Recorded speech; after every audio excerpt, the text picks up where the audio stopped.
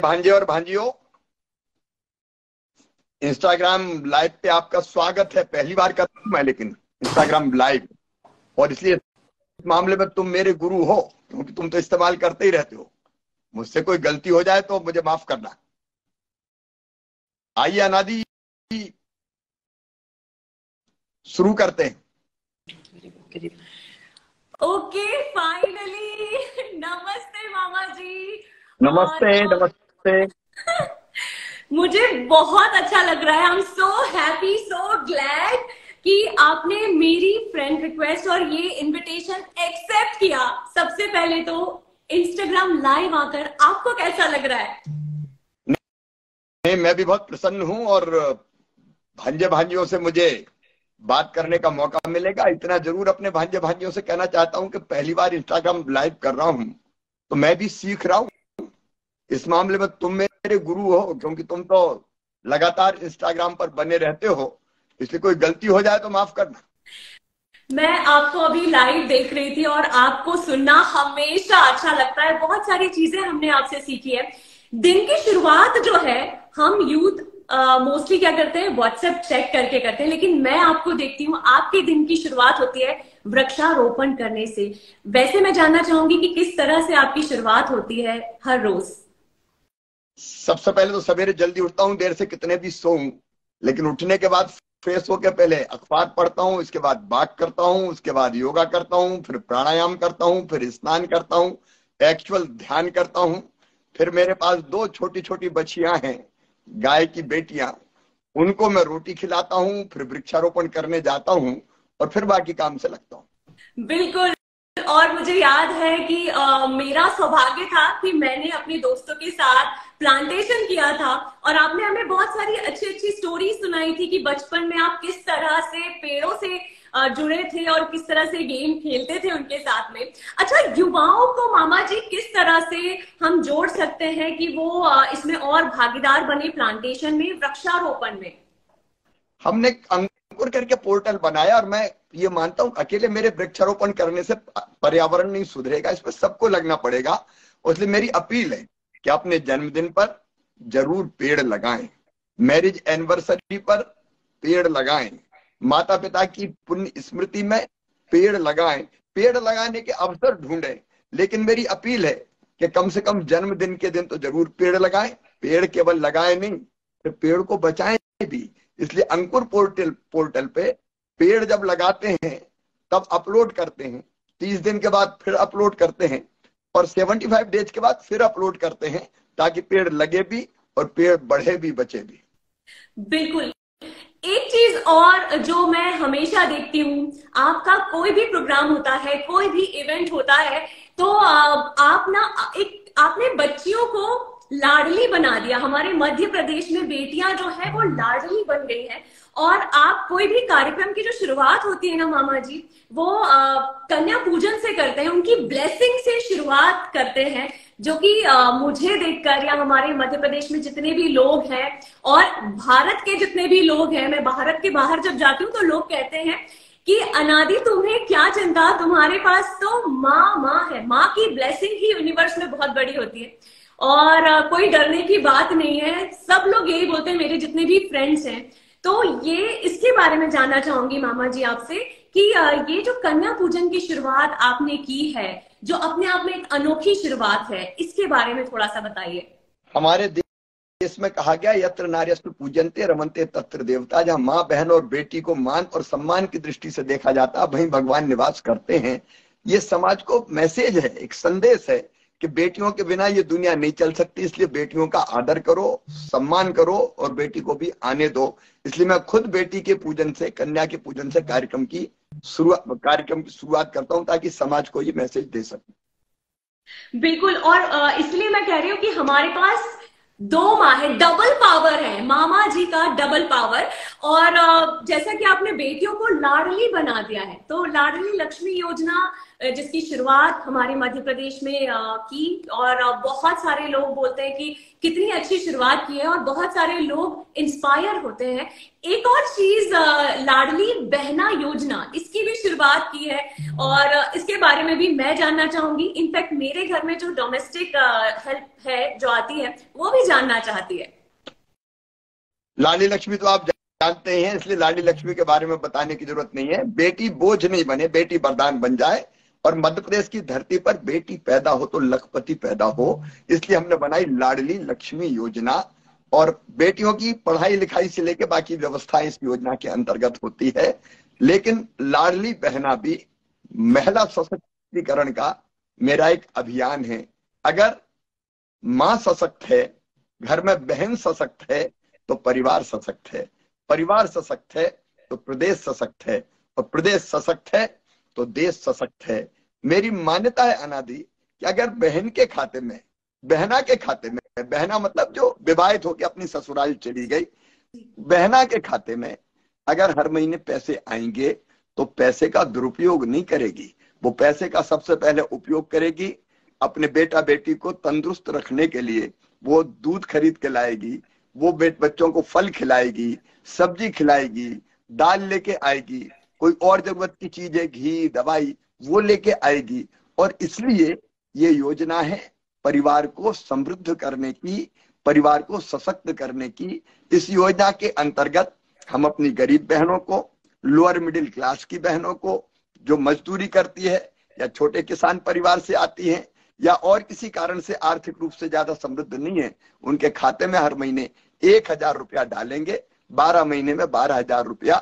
और मेरा पूरा विश्वास है कि मेरी बहनें इस पैसे का उपयोग अपने परिवार को सशक्त करने में करेंगी। वाह, मामा जी, बहुत सारे लोग जुड़े हैं इंस्टाग्राम लाइव पर, बहुत सारे लोग देख रहे हैं, और आपको बहुत सारे लोग राम राम भी बोल रहे हैं। यहाँ पर मैसेजेस आ रहे हैं। मेरी तरफ से भी राम राम, नमस्कार। और जैसा कि आपने कहा कि एम्पावर आप करते हैं, सशक्त करते हैं महिलाओं को, और कोई भी देश प्रगति करता है तो अगर देश की महिलाएं उन्नति करती हैं, एम्पावर होती हैं, तो वो देश आगे बढ़ता है।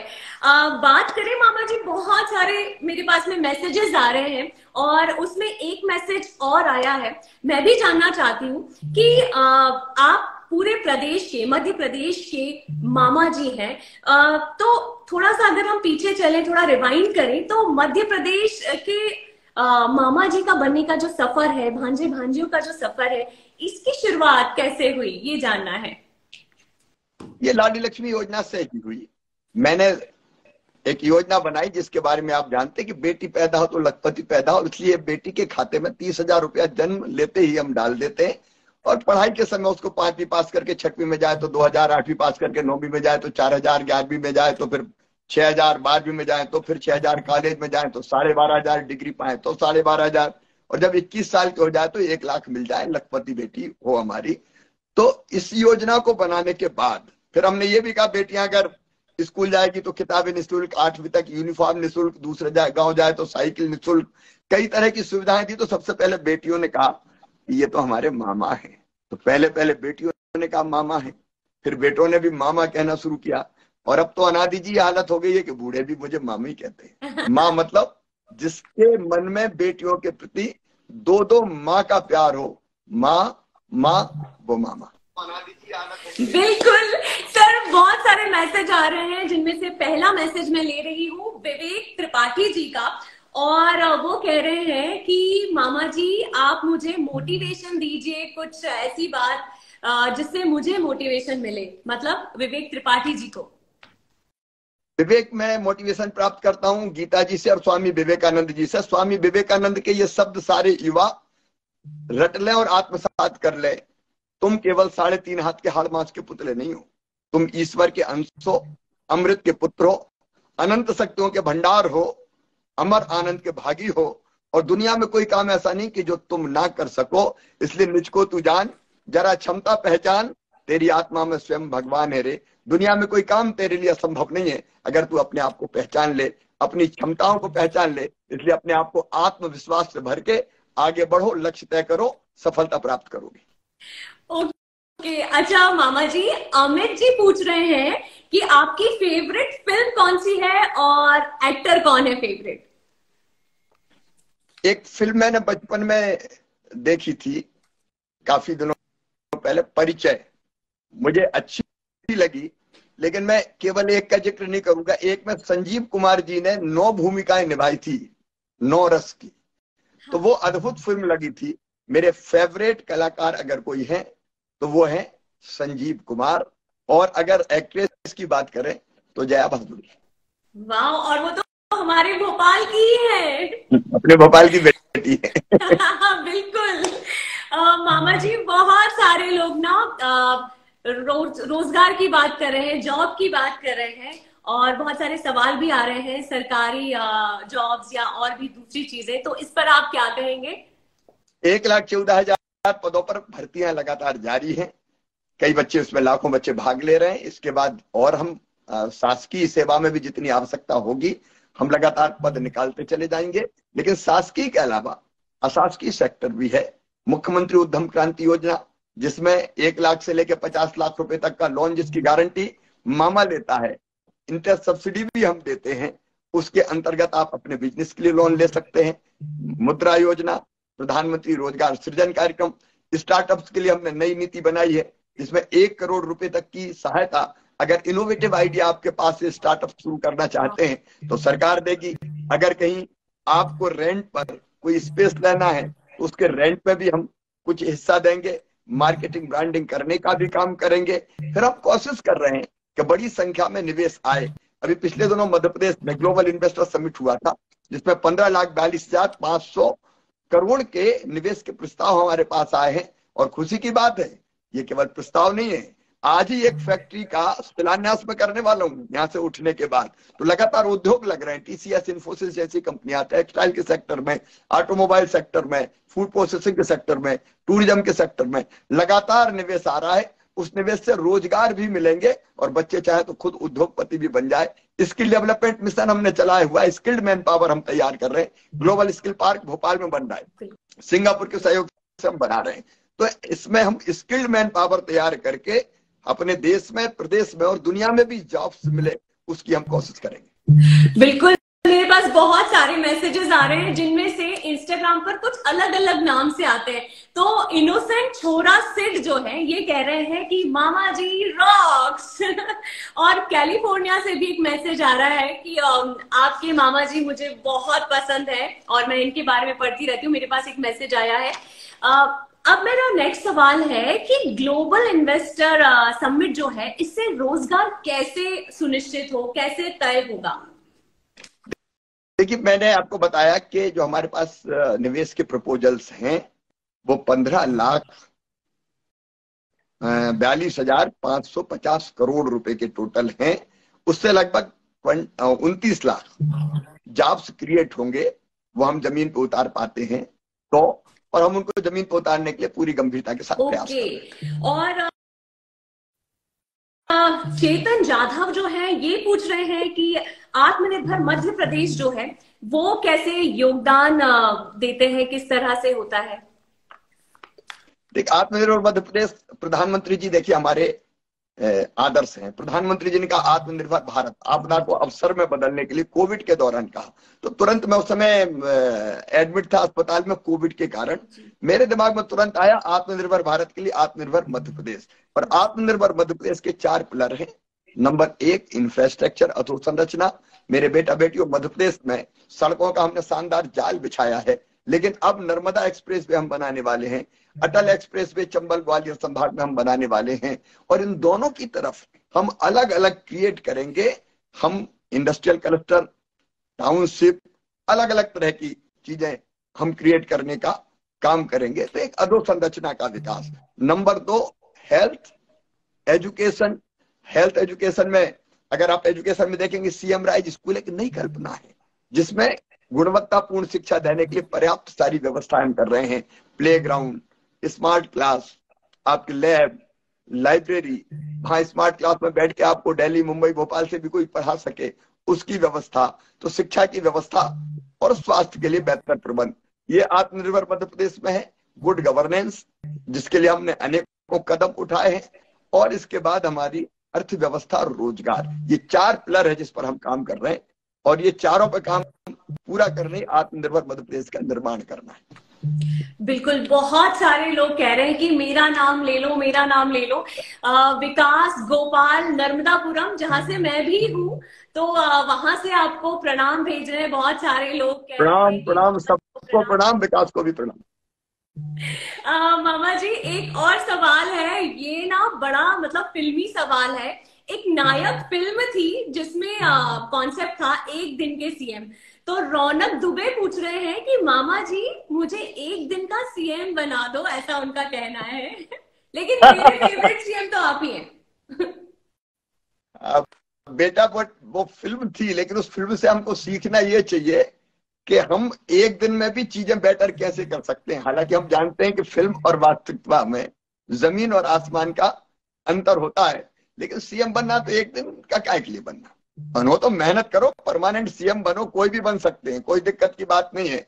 जो परिश्रम करता है लक्ष्य तय करके, वो लक्ष्य को प्राप्त करता है। तो बनना तो एक दिन के लिए क्या बनना, फिर राजनीतिक क्षेत्र में आओ, मेहनत करो, परिश्रम करो, आगे बढ़ो, मुझे लगता है कि एक दिन सफलता मिलेगी।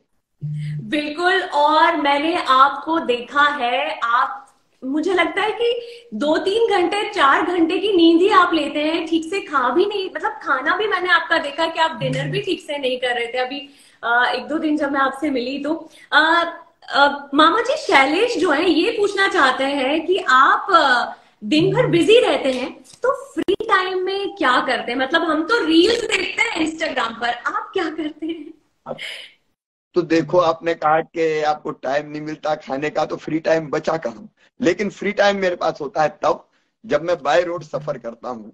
रात में अगर इंदौर से भोपाल आना है तो मेरे पास 2.5 घंटे होते हैं, और इस समय का उपयोग, अगर एक तो फोन पर बात करनी पड़ती है कई बार, लेकिन सबसे बेहतर उपयोग है गाने सुनना। मैं मानसिक रूप से जब ऐसी स्थिति होती है कि थोड़ा समय मिलता है, तो मैं सोचता हूँ कोई गाना सुन लिया जाए, तो मेरी गाड़ी में फिर मैं गाना सुनता हूँ। ओके, श्रेया जो है, इनका मैसेज आया है कि क्या आप घर पर भी कुर्ता पैजामा ही पहनते हैं? नहीं नहीं, आज भी हमने कुर्ता पजामा नहीं पहना, पैंट शर्ट पहनी मामा ने।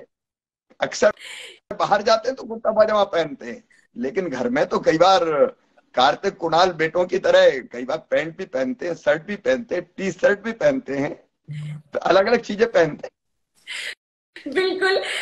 मामा जी, विकास लाल यादव जो है, इनका सवाल है कि अपने बचपन के कुछ किस्से सुनाए। इससे मुझे एक चीज याद आ रही है कि आपके जो दोस्त हैं, एक राजीव जी जो हैं, वो बताते हैं कि आप ना स्कूल में हमेशा जब भी स्पीच कंपटीशन होता था तो आप ही विनर बनते थे, ये उन्होंने मुझे बताया था।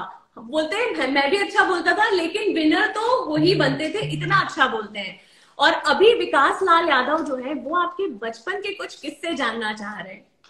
देखो, बचपन में मैंने किताब में पढ़ा कि भगवान को हमको प्राप्त करना है तो उनकी तपस्या करनी पड़ती उनके लिए। तो मैं ध्रुव और प्रहलाद की तरह भगवान की गोद में बैठना चाहता था। तो कई बार मैं बचपन में, अपने गांव के आसपास जंगल था, पहले खेत में भी घास के लिए जंगल होता था, वहां पेड़ भी होते थे, और नर्मदा जी के किनारे मेरा गांव है। वहां कई बार मैं बैठता था और पूजा करता था, और ये कोशिश करता था कि भगवान आ जाए और मुझे गोद में बैठा ले। ऐसे अनेकों किस्से हैं। हम लोग बचपन में गांव के खेल खेलते थे, उनमें से एक था आती पाती। आती पाती का मतलब यह है कि आप किसी पेड़ की पत्ती लेके आओ, और जो 2 टीम होती थी, एक टीम छुपती थी तो पेड़ का पत्ता लाके आपको ढूंढना पड़ता था। अक्सर ये होता था कि गांव में ही जो पेड़ होते थे उनकी पाती लाने का बोलते थे। एक दिन हमको शरारत सूझी, तो हमने सोचा ऐसा पेड़ देखो जो गांव में मिले ही नहीं, 2 किलोमीटर दूर जाना पड़े।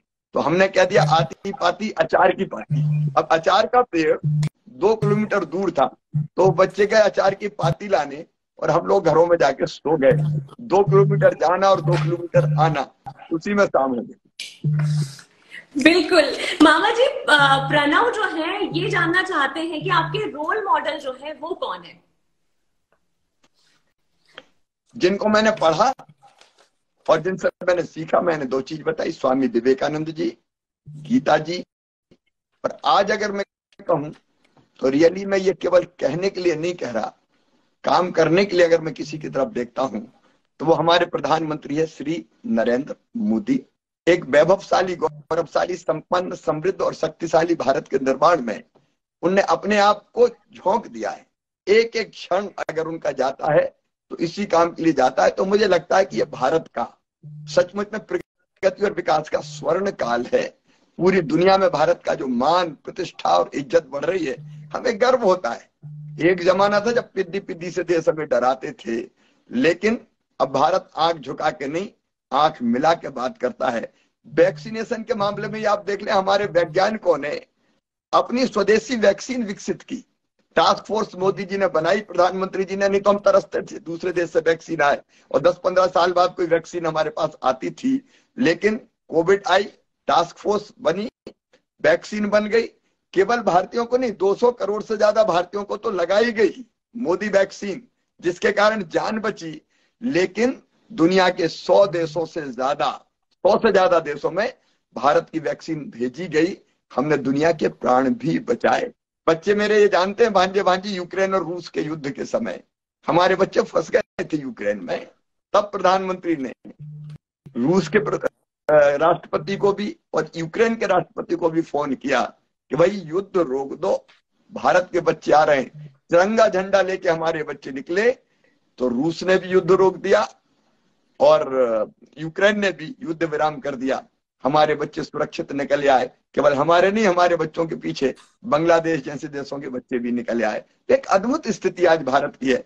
और इसलिए आज अगर आप मुझे पूछ रहे हैं तो मैं साफ कहता हूं कि मोदी जी हमारी प्रेरणा है। बिल्कुल। और मामा जी, बहुत सारे मैसेजेस आ रहे हैं, उन्हें मैं जितना मेरे पास आ रही है चीजें मैं जितना पढ़ पा रही हूँ। तो एक सवाल और है अजय जी का, और वो जानना चाह रहे हैं कि आपका फेवरेट सॉन्ग कौन सा है, कौन सा गाना आप सुनते हैं, और थोड़ा सा गुनगुना दे। एक नहीं, वैसे तो कई है, लेकिन एक गीत जो मुझे बहुत ही अच्छा लगता है, ओरी चुनरिया आत्मा मेरी, मैल है माया जाल, वो दुनिया ये दुनिया मेरे बाबुल का घर, वो दुनिया ससुराल, जाके बाबुल से नैना मिलाऊं कैसे, लागा चुनरी में दाग छुपाऊं कैसे। मन्ना डे का ये गीत अद्भुत लगता है। लेकिन एक गीत और जो मुझे प्रेरणा देता है, किशोर कुमार जी का, रुक जाना नहीं तू कहीं हार के, कांटों से चल के मिलेंगे साए बहार के, ओ राही ओ राही ओ राही ओ राही। लेकिन एक और मैं बताता हूं मुकेश का, और मुकेश के उस गीत से भी मुकेश जी के उस गीत से भी मैं प्रेरणा प्राप्त करता हूं। पहला घंटा बचपन, दूसरा जवानी और तीसरा बुढ़ापा, और उसके बाद मैं नहीं, तू नहीं, ये नहीं, वो नहीं, कुछ भी नहीं रहता है, ए भाई जरा देख के चलो। वाह, ये तीनों सॉन्ग्स बहुत प्रेरणादायक हैं। और बहुत सारे क्वेश्चंस में एक क्वेश्चन और है कि मामा जी, आपने जनहित में कई सारी स्कीम्स जो हैं, कई सारी योजना जो है ये बनाई है, जैसे कन्यादान योजना है, तो इस योजना की प्रेरणा आपको कहाँ से मिली? मैंने देखा कि बेटा और बेटी में भेद होता है। माँ भी बेटे से ज्यादा प्यार करती है, बेटी से कम लाड करती है। एक जमाना था, परिस्थितियां बदल गई है, घर में पैदा हो तो बेटा ही, और उसके कारण अनादि सेक्स रेशियो बदल रहा था। कई बार अगर बेटी कोख में आ गई तो कोख को भी कत्ल खाना बना दिया गया। पता चल गया कि बेटी आई तो दुनिया में आने के पहले ही विदा कर दो। ये घोर पाप था, मन को पीड़ा और तकलीफ देता था। एक जगह मैं बोल रहा था, छोटा था, मैं किसी पद पर नहीं था, कि भाई बेटी को भी आने दो, बेटी है तो कर ले। तो एक बूढ़ी अम्मा खड़ी हो गई कि बड़ी बात कर रहा है, बेटी को आने दो, बेटी आ गई तो शादी में दहेज का इंतजाम क्या तू करवाएगा। तब मुझे लगा कि यार बात सही है, केवल भाषण देने से काम नहीं चलेगा, कुछ करना पड़ेगा। तो मैं जब एमएलए बना तो अपने क्षेत्र की गरीब बेटियों की शादी करता था। मैं एमपी बना, मेरी शादी हो गई साधना जी के साथ। तो फिर मैंने और साधना दोनों ने मिलकर तय किया कि संसद का जो वेतन नहीं, भत्ता जो बच आता है, उसको हम बेटियों की शादी में लगाएंगे। तो कुछ मित्रों के साथ मिलके मैं अपना भत्ता लगा के बेटियों की शादी करने लगा। लेकिन जब मैं मुख्यमंत्री बना, क्योंकि मैं अकेला कितनी शादी करता, मुख्यमंत्री बनते ही पहली योजना बनाई तो वो मैंने बनाई मुख्यमंत्री कन्यादान योजना, जिसमें तय किया कि गरीब बेटियों की शादी मम्मी पापा पर बोझ नहीं होगी। मामा मुख्यमंत्री बन गया है तो हम सरकार की तरफ से शादी करवाएंगे। तो मास मैरिजेज हमने अरेंज करना शुरू की, और उसी के बाद निकली लाडली लक्ष्मी योजना, जिसने सेक्स रेशियो बदल दिया है। अनादि 900 ये 2012 तक 912 बेटियां पैदा हो रही थी 1000 बेटों पे, लेकिन ये लाडली लक्ष्मी योजना, कन्या विवाह जैसी योजनाओं का ही परिणाम है कि अब 956 बेटियां पैदा हो रही 1000 बेटों पे, और ओवरऑल सेक्स रेशियो जो केवल 933 था वो बढ़ के हो गया है अब 976, 1000 पुरुषों पे 976 स्त्रियां, और ये बराबर करके मैं चैन की सांस लूंगा। बिल्कुल। और एक चीज और वो ये कि हिम्मत पाटीदार, इनका मैसेज मैं देख रही हूँ, और ये कह रहे हैं कि मामा जी मध्य प्रदेश जो है वो नंबर 1 कैसे बनाए। वैसे स्वच्छता में नंबर 1 है। देखिए मैं कई चीजों में बताऊं। आज मध्य प्रदेश की ग्रोथ रेट है 19.76%, करंट प्राइजेज पे नंबर 1 पे है हम। स्वच्छता मध्य प्रदेश नंबर 1 पे है। अगर आप अलग अलग पैरामीटर्स में भारत सरकार की योजनाओं में देखें तो दर्जनों योजनाएं हैं, जैसे प्रधानमंत्री आवास योजना, शहरी आवास योजना, हमारी एक नहीं टूरिज्म की जो हमारी स्कीम्स हैं, उनमें अनेकों योजनाओं में मध्य प्रदेश आज भी नंबर 1 है। लेकिन हम संतुष्ट नहीं हो सकते, कई पैरामीटर्स ऐसे हैं जिनको हमको तेजी से ठीक करना है, और उस दिशा में भी अनेकों योजनाएं बना के हम काम कर रहे हैं। इसलिए हमने आत्मनिर्भर मध्य प्रदेश का लक्ष्य रखा है। हमने एक चीज और की है कि अकेली सरकार नहीं, सरकार के साथ समाज भी जुड़े। जैसे स्वच्छता में नंबर 1 इंदौर है तो समाज का भी योगदान है, तो इंदौर नंबर 1 हो सकता है तो बाकी गांव क्यों नहीं हो सकता, बाकी शहर क्यों नहीं हो सकता।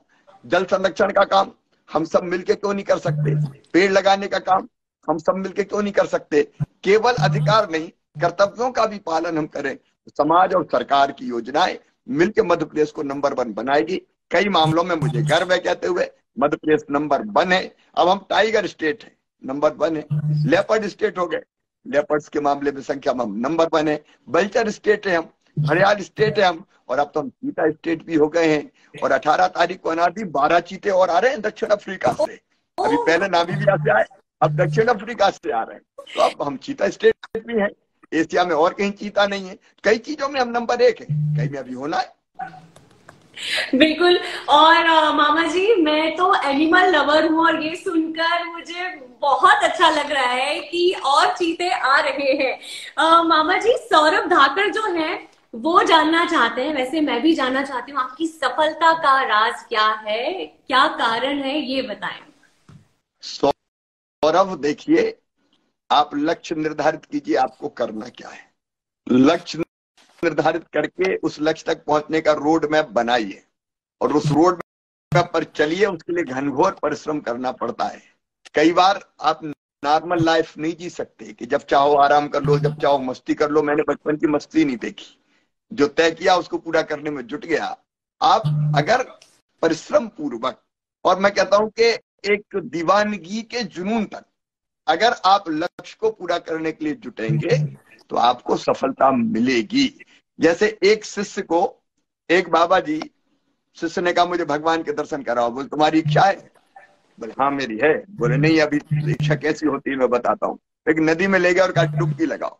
जैसे शिष्य ने डुबकी लगाई, बाबा ने गर्दन पकड़ के पानी में गर्दन दबा दी, तो बच्चा थोड़ा ऊपर आने की कोशिश कर रहा था। आधे मिनट के बाद बाबा जी ने छोड़ा, बच्चा ऊपर आया। कहा कैसे गुरु हो, तुम तो मेरे प्राण लिए ले रहे थे। बोला अच्छा तुम एक बात बताओ, जब पानी में डूबे थे, तुम्हारा सिर पानी में था, तब तुम्हें क्या लग रहा था? अरे क्या लग रहा था, एक ही चीज लग रही थी, कैसे बाहर निकलूं। बोले जब इतनी जैसे उस समय बेचैनी हो रही थी कैसे बाहर निकलूं, जब उतनी इच्छा शक्ति तुम्हारे अंदर भगवान को प्राप्त करने की होगी तब तुम प्राप्त कर पाओगे। मेरे बेटा बेटियों, इतनी इच्छा शक्ति अगर किसी स्थान पर पहुंचने की होगी, लक्ष्य तक पहुंचने की, तो तुम्हारे लिए असंभव कुछ भी नहीं है, सब संभव हो जाए। बहुत बहुत मोटिवेशनल स्टोरी, और वाकई में ये बहुत सही बात बोली है। मामा जी अंशु जो है ये ना आपको कह रहे हैं कि मामा जी आई लव यू, और आप अगले 5 साल में क्या कुछ प्लान कर रहे हैं मध्य प्रदेश की जनता के लिए। तो अंशु जी ने आपको कहा है I love you. I love you too Anshu. देखो हम अब एक स्टेप आगे और जाएंगे। जैसे अब हम इंफ्रा की बात करें तो अभी तक हम रोड नेटवर्क की बात करते थे, पुल पुलियों की बात करते थे। अब हम और इंफ्रा का विस्तार करते हुए मेट्रो के सेक्टर में जा रहे हैं। हम नए नए एयरपोर्ट बना रहे हैं, हेलीपैड्स हम बनाएंगे। सड़क पे अब हम नहीं चलेंगे, कई जगह हम आसमान का उपयोग करेंगे। जैसे उज्जैन में स्टेशन से महाकाल महालोक जाना है तो आपको वहां रोपवे केवल कार मिलेगी, जिसमें बैठ के आप केबल कार से वहां पहुंच जाएंगे। तो हम एक नई ग्रीन फील्ड एयरपोर्ट बनाएंगे, नए नए टाउनशिप्स बनाएंगे, नए एक्सप्रेस हाईवेज बनेंगे, जिन पे हम अलग अलग इंडस्ट्रियल टाउनशिप लाएंगे। हम अलग अलग आईटी सेक्टर से लेके स्टार्टअप तक, मेरे बच्चे स्टार्टअप में कमाल कर रहे हैं। आपको पता है 2600 से ज्यादा स्टार्टअप हो गए, जिसमें से यूनिकॉर्न भी बन गया है। तो हम अलग अलग सेक्टर में रोजगार के नए अवसर क्रिएट करेंगे, स्किल्ड मैन पावर तैयार करेंगे जो पूरी दुनिया में धूम मचाएगी। आज हम और किसी ताकत के बल पर दुनिया में राज नहीं कर सकते, लेकिन ज्ञान के बल पर हम दुनिया में राज कर सकते हैं। हमारे डॉक्टर्स और इंजीनियर कमाल कर रहे हैं। सिलिकॉन वैली में भारत का ही तो टैलेंट छाया हुआ है। तो हम अपने टैलेंट को कई अवसर कैसे मिले, उसके लिए भी हम काम कर रहे हैं। अनेकों योजनाएं हैं। और अगर एक शब्द में कहें तो आत्मनिर्भर भारत के लिए आत्मनिर्भर मध्य प्रदेश, उसी का हमारा लक्ष्य है। बिल्कुल। एक और चीज जो कि बहुत सारे जो भाई लोग हैं वो जानना चाहते हैं कि लाडली बहना योजना क्यों, लाडली भाई योजना क्यों नहीं? मैंने बताया कि बेटा और बेटी में ऐतिहासिक भेदभाव हुआ है पहले, नंबर 1। नंबर 2, मैंने बताया सेक्स रेशियो कितना गिर गया था। क्या ये दुर्गति होनी चाहिए बेटियों की या बहनों की? ये दुर्गति होनी चाहिए कि पति के मन में जब आया डांट दिया, जब आया मार दिया? ये होता था गांव में। आज भी कई जगह घरेलू हिंसा के मामले सामने आते हैं। लेकिन मेरे प्रिय भांजों, चिंता मत करो रे।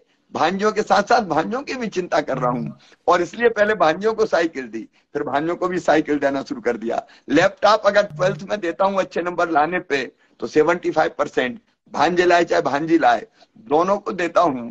और मेरे बेटों, केवल इतने नहीं है, मुख्यमंत्री मेधावी विद्यार्थी योजना बेटों के लिए भी है और बेटियों के लिए भी है। 2,37,000 से ज्यादा बेटा बेटियों की अभी भी हम मेडिकल इंजीनियरिंग जो विशेष कोर्स हैं, जिनमें कई की फीस तो 62 लाख है, वो भी तुम्हारा मामा भरवाने का काम कर रहा है। जॉब्स का इंतजाम कर रहे हैं तो बेटियों के लिए भी कर रहे हैं, बेटों के लिए भी कर रहे हैं। तो बाकी जितनी योजनाएं हैं सब में रोटी कपड़ा मकान पढ़ाई दवाई रोजगार के इंतजाम में मेरे लाडले भांजो तुम भी शामिल हो। तुम्हारा भी मामा हूं तो मैं कैसे छोड़ दूंगा।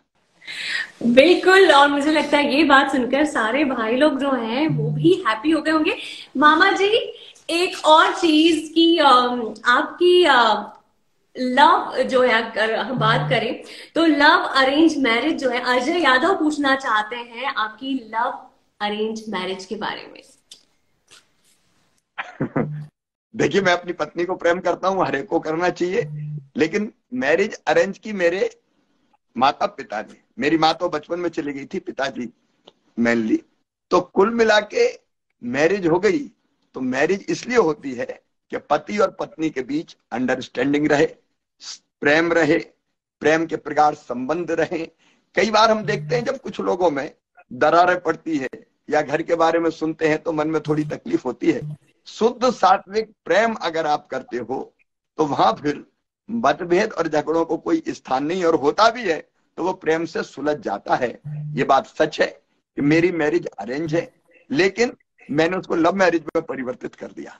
हम पति पत्नी एक दूसरे से प्रेम करते हैं और पत्नी मेरे पीछे, हर काम के पीछे पूरी ताकत के साथ खड़ी रहती है। हम मिल के काम करते हैं और वो मेरी ताकत भी है। इसमें ये कहने में मुझे कोई भी दुविधा नहीं। बिल्कुल। और इंस्टा लाइव का ये मेरा एक आखिरी सवाल कि जितने भी पूरा मध्य प्रदेश या जहां जहां से इस वक्त इंस्टा लाइव देख रहे हैं, उन्हें आप क्या मैसेज देना चाहेंगे? देखो, जीवन बड़ा अमूल्य है। ये जीवन गंवाने के लिए नहीं है। ये जीवन केवल पेट भरने और जनसंख्या बढ़ाने के लिए भी नहीं है। इसका मतलब ये नहीं कि मौज मस्ती ना करो। आप मौज भी करो, मस्ती भी करो, खेलो भी, लेकिन उद्देश्यपूर्ण जीवन कैसे जिए बेटा बेटी, ये जरूर सोचना। कितने साल हम जिएंगे। मैं कोई निराशा की बात नहीं कर रहा। एक और मैं अपने बच्चों को बताना चाहता हूँ, युधिष्ठिर और यक्ष का संवाद ध्यान रखना हमेशा। मैं ध्यान रखता हूँ, मैं बहुत विस्तार में नहीं जाऊंगा। आपको महाभारत का वो प्रसंग कई बच्चों को शायद पता हो। युधिष्ठिर 5 पांडवों में से एक थे, अपने 5 भाई और अपनी पत्नी के साथ जा रहे थे, तो बीच में प्यास लगी तो पानी लेने एक एक भाई को भेजा। वो पानी लेने गए तो एक सवाल पूछता था और कहता था कि मेरा सवाल का जवाब दिए बिना अगर पानी पी लिया तो तुम्हारी मृत्यु हो जाएगी। तो बाकी ने नहीं माना तो 4 भाई की मृत्यु हो गई। जब युधिष्ठिर गए और पानी पीने की कोशिश की तो यक्ष ने कहा पहले मेरे सवालों का जवाब दो। तो कई सवाल यक्ष ने युधिष्ठिर से किए, उनमें एक सवाल था कि दुनिया का सबसे बड़ा आश्चर्य क्या है। युधिष्ठिर जी ने जो जवाब दिया वो ध्यान से सुनना।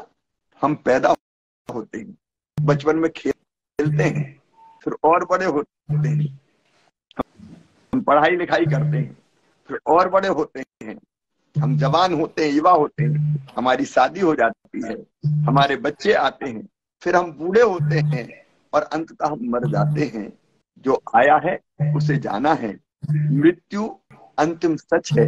लेकिन इसके बाद भी व्यवहार हम ऐसा करते हैं जैसे सदैव इसी दुनिया में रहना है, कभी जाना नहीं है। ये दुनिया का सबसे बड़ा आश्चर्य है। मेरे बच्चों, ये जीवन मिला है 80 साल के लिए, 90 साल के लिए, 100 साल के लिए, जितने साल के लिए भी मिले, इसको उद्देश्य पूर्ण जियो। केवल अपने लिए नहीं, अपनों के लिए भी, देश के लिए भी, समाज के लिए भी। अपने लिए जिए तो क्या जिए, तू जी ए दिल जमाने के लिए। ऐसा जीवन जो दूसरों को भी कुछ दे दे, वो जीवन ही उद्देश्य पूर्ण होता है। तो तुम उद्देश्य पूर्ण जीवन जियो। बहुत ही स्पिरिचुअल आपने ये मैसेज दिया है और मेरा मन नहीं कर रहा है, लेकिन आपने इतना टाइम दिया इंस्टाग्राम लाइव, और अब आप आते ही रहेंगे अपने भांजियों से लाइव। मेरा भी नहीं कर रहा, लेकिन मैं फिर कभी जरूर आऊंगा अपने भांजे भांजियों से मिलने। मैं बहुत प्यार करता हूँ। आई लव यू भांजे भांजियों। हमेशा खुश रहो, प्रसन्न रहो, आगे बढ़ते रहो। तुम्हारे मामा का तुम्हें प्यार भी है और आशीर्वाद भी।